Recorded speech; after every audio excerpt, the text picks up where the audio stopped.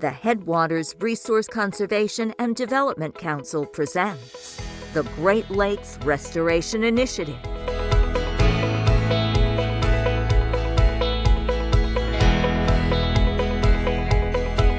In partnership with the United States Department of Agriculture, Natural Resources Conservation Service, the United States Environmental Protection Agency, the Foundation for Pennsylvania Watersheds, the Pennsylvania Grazing Lands Coalition, Penn State College of Agricultural Sciences, Penn State Extension, the Potter County Conservation District, and by the Pennsylvania Department of Conservation and Natural Resources, Bureau of Forestry. Thank you for your support.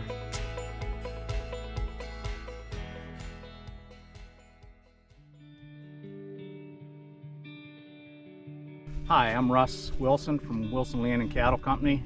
I'm a grazing consultant, a speaker, YouTube creator, and naturally, I graze cattle. I have approximately 80 animal units on 145 acres for over 300 days a year. And I wanted to talk a little bit about pasture management and the importance of it. And this here's an example of good pasture management. Here's the cows, they're out grazing. We just moved them into this paddock. Here's some of what they're grazing. It doesn't look like much, but in reality, if we were to test this, it would probably test around 9 or 10% crude protein. And my cows are in late lactation right now. We're gonna be weaning the calves soon. And your cows, when they're in late lactation or in gestation, they don't need more than about 7 or 8% crude protein. Probably the main reason you're gonna wanna manage your pastures the most is because it's the cheapest form of feed that we can feed our livestock. In doing so, you're going to be more profitable. The cattle are or any of the livestock for that matter, are a lot healthier if you can keep them out on the pasture fields. So why is pasture management important? You're going to have better water infiltration. Your plants are going to be more productive. You're going to have less runoff off your farm because you're capturing the water because you have better water infiltration. And some of the things for good pasture management is being on a little piece of land for a very short period of time and moving the livestock on and giving the most rest as possible.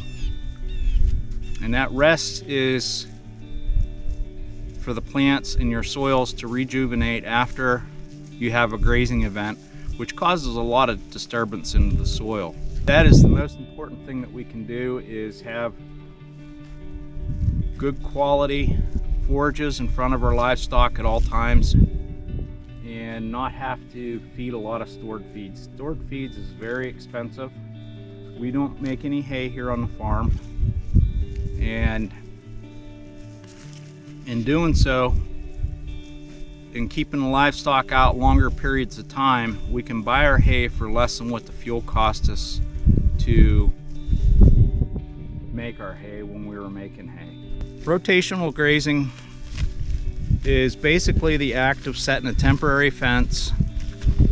Have a temporary fence over here and dividing fields down into smaller paddocks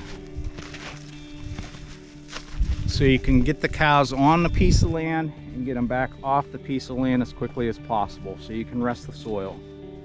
And the reason you want to rest that soil is because you want those plants to recover and rejuvenate and be as healthy and as productive as possible.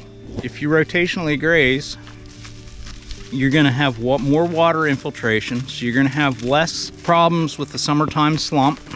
Some of the ways that you can graze in the summertime, and this is one of the ways that I try to graze, I try to take half, leave half, and we give the cows 50%, or try to give them 50%, tramp 30% and leave 20% stand.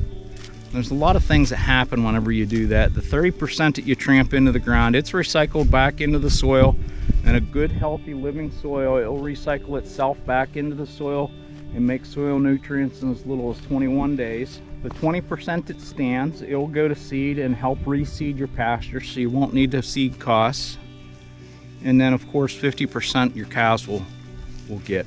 The root mass is indicative to what's above the soil, and what's above the soil, you know, say you have 36-inch tall plants, your roots are probably 36 inches deep or more.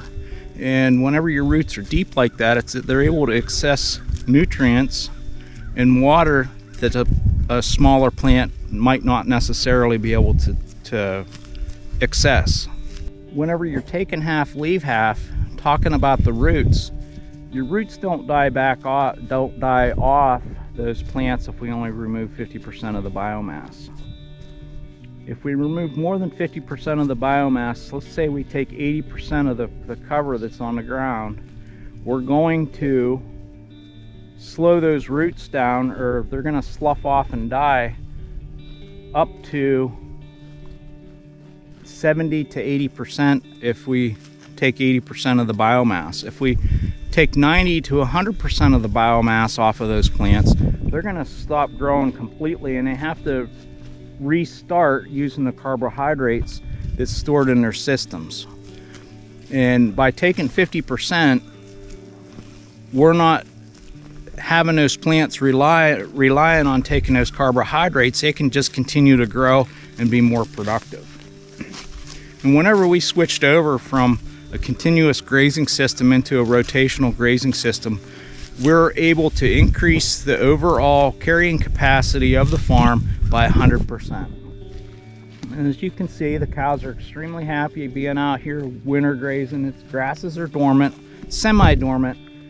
You know, this time of year it's considered to be dormant grass, but it still grows slowly in a good healthy system. Now if your soils are compacted, then they've stopped growing completely.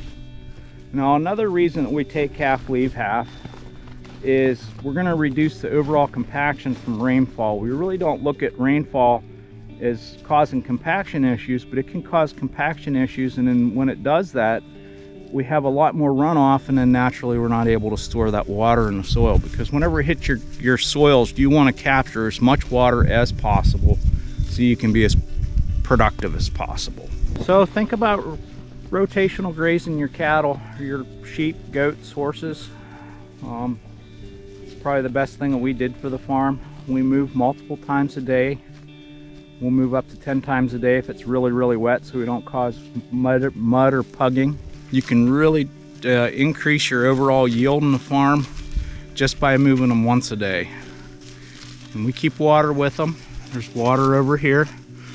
Like I said, we're strip grazing. If this was during the grazing season, we would have left that back fence in, and they would have this little paddock here for a very short period of time, but we need to have access to water, and it's extremely hard to keep water with them at all times whenever it's down below freezing temperatures. In the summertime, we will keep that water within 200 feet of them.